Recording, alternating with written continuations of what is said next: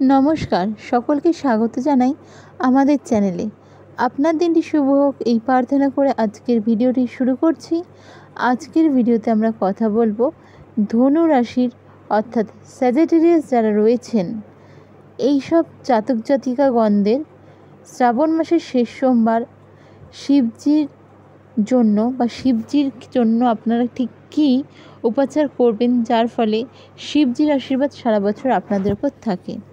তো চলুন আলোচনাটি শুরু করা যাক। ধনুরাশি হলো কালপুরুষ রাশিচক্রের রাশিমণ্ডল অনুযায়ী 9তম রাশি।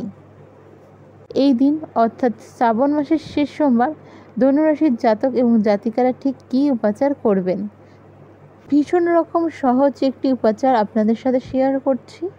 এটি করুন। গঙ্গার জলের মধ্যে 3টি অথবা 7টি কেশর মিশিয়ে সেই জল দিয়ে মহাদেবের বা শিবলিঙ্গের অভিষেক করুন। এই দিন অভূতপূর্ণ রেজাল্ট আপনারা পাবেন এবং এর সাথে সাথে আপনারা একটি মন্ত্রের জপ করবেন। মন্ত্রটি হলো ওম নমঃ শিবায়। এই মন্ত্রে 108 বার জপ করুন।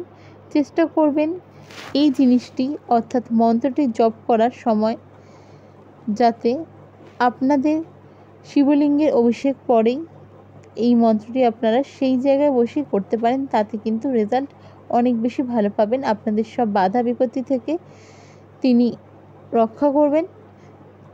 তো আপনারা শ্রাবণ মাসের শেষ সোমবার একদম সামান্য এই রেমেডিটি করতে পারেন। ভিডিওটি যদি আপনাদের ভালো লেগে থাকে অবশ্যই সাবস্ক্রাইব, লাইক এবং শেয়ার করবেন। জয় শ্রীকৃষ্ণ। রাধে রাধে।